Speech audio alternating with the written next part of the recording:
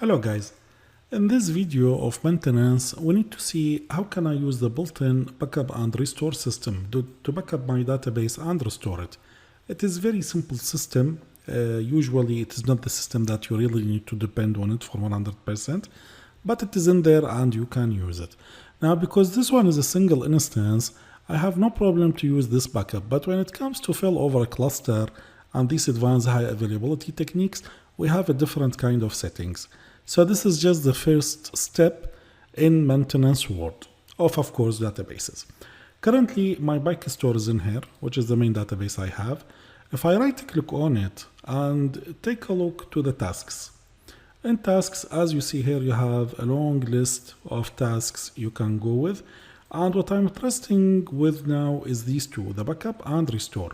Currently, of course, if I want to access to restore, I don't have anything because originally I don't have a backup. And if I take a look to the default location where the backup is going to be saved, is this location on C drive, program files, Microsoft SQL Server, Microsoft SQL Server 15, Microsoft SQL backup.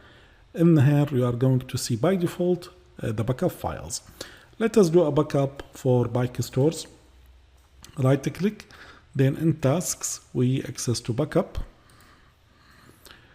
And here it tells you it is a database which is bike store. I can pick any other database if I want to backup. And maybe it is very important to backup, especially the main databases. You will have them in your system database, the master model, Microsoft database, etc. But for now, I just need to make a backup for bike store. It is a full backup. Here we have differential and we have just for the transaction log. And you need to know the difference between all these three. If you are not sure about what is the difference. Full backup, it means you are going to fully make a backup for your database. So in that case, later if you have any problem, I can restore it immediately to this point of time, the time when I made my backup. Now what is a differential? Differential, think about it. During the week, I don't want on daily basis to make a full backup. So what can I do? In weekend, maybe Sunday, I will make a full backup. Then Monday, Tuesday, Wednesday, Thursday, and even Friday, I can make differential backup. What's the point of that? The point is the differential backup is smaller than the full backup. And differential backup is going to work since the last full backup, we are going to backup only the new data and the data which is being modified. So let me assume. Today we have 1 gigabyte of database and today is Sunday. Tomorrow, which is Monday, when I'm going to make backup, I'm not going again to run full backup and make a backup for another 1 gigabyte.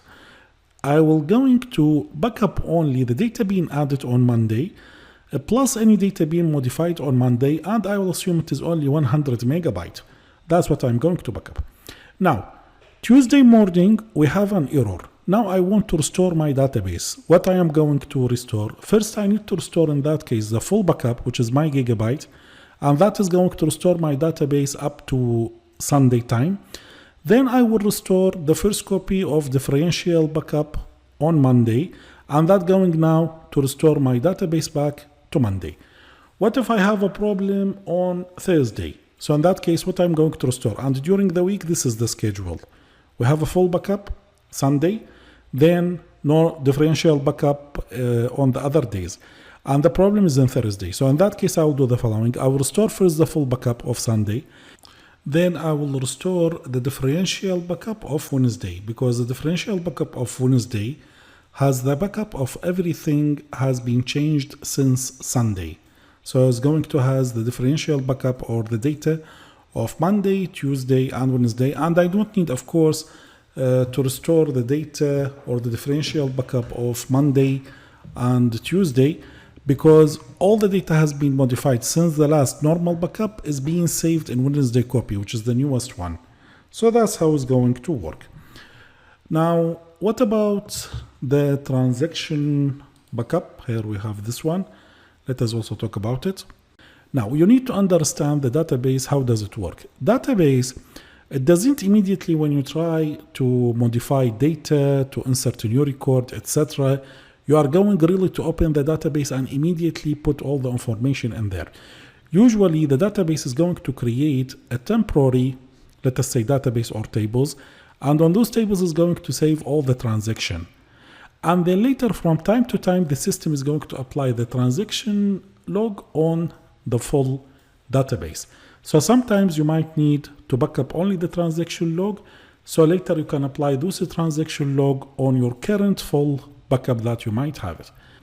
So for now, if I want to make a full backup, I need to make sure either I will apply the transaction log on my database immediately. We can use the command lines for that. Or I make backup for a normal full backup, and then I make a backup for my transaction log. What we prefer usually, we apply the transaction log, like to be updated to the database before we create a full backup. So by this, we will make sure a full backup contains everything, include the information it was already before exist in transaction log. And by this, I don't need to make a backup for transaction log. Now, in addition to the full differential and the transaction log, we have this copy only backup checkbox. What is the benefit of it and why do I need to do it? Now, you need to think about full backup because copy only backup, it is similar to full backup with only one exception. What is that? Now, the full backup I know is going to make a full backup for my entire database and is going to set a flag. Now, when differential backup work, it's going to look at the flag.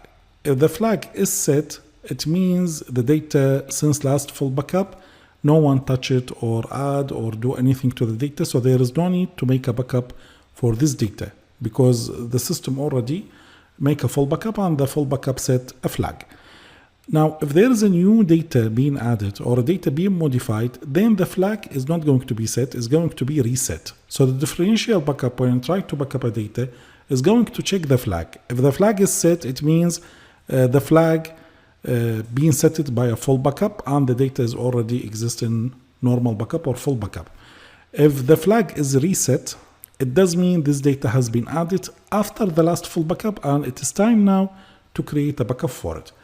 Now, if you want to run any other full backup during the week, that is going to disturb the flag because we know the full backup is going again to set the flags. So the differential backup of Thursday, if I run again another full backup in Wednesday, the differential backup of Thursday is going to contain only the information since last full backup, which was on Wednesday, while I'm supposed to have a differential backup since last backup or full backup, which it was on Sunday. And then I can, with the last differential backup copy, I can access to the information on Wednesday, on Tuesday, or even Monday.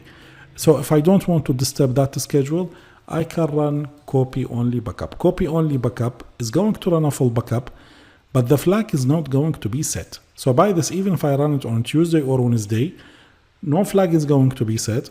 And by this, my differential backup is keep working according to the schedule and backup all days since the last full backup, which it was on Sunday.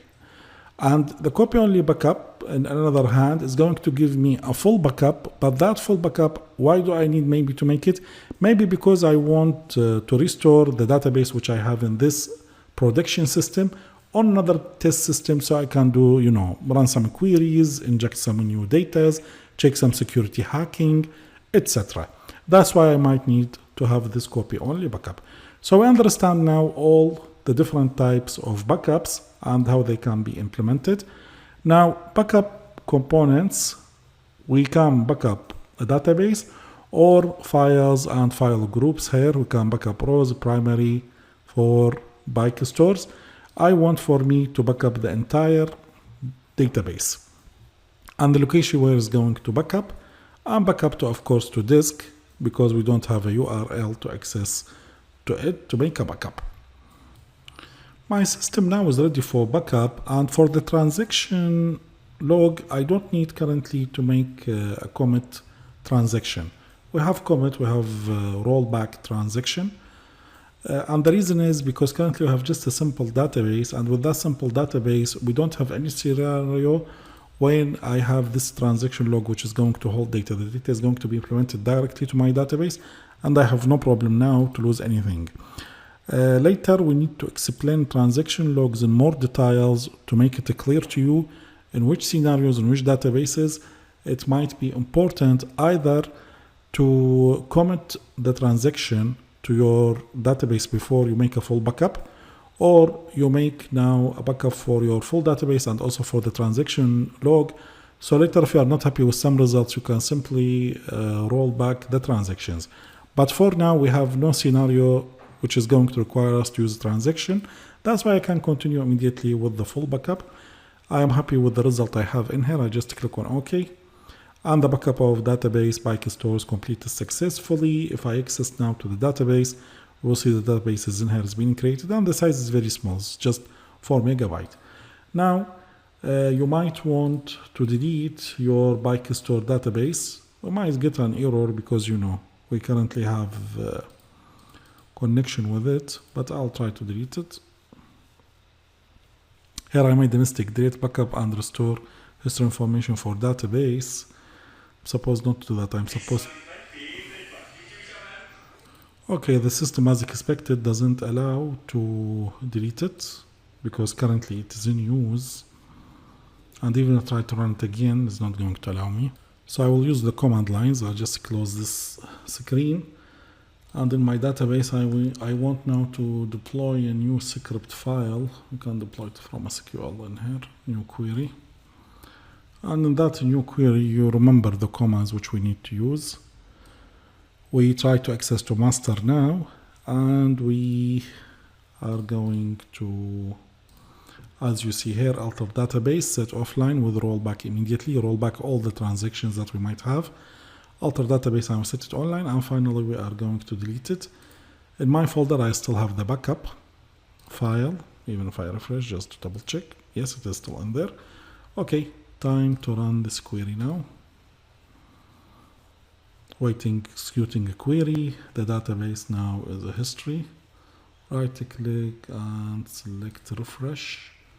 The database is not in there. Now we need to right click and select restore database. Let us try to restore it. Currently the database is being deleted, so I cannot see it, as simple as that. I need to access now to device, and in device I need to click on this button, select backup device, a file URL. It is a file. We know it is a file.bac. We need to click on add, and in add, if I follow the default location where I have the backup, the one that we check it in here on this path, we have this file which is backstore.pack. I will select it, select OK. So now we have all the information, the PyStore full database backup, database full copy only, server, some information relating to it, including the time. All is good. We click on OK, and database PyStore restored successfully. This is my OK, and this is my now PyStore.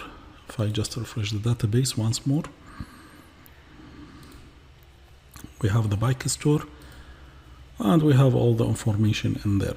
If I check the tables are in here one more time. So this is like very basic backup and restore as a first step in our maintenance. Thanks for watching.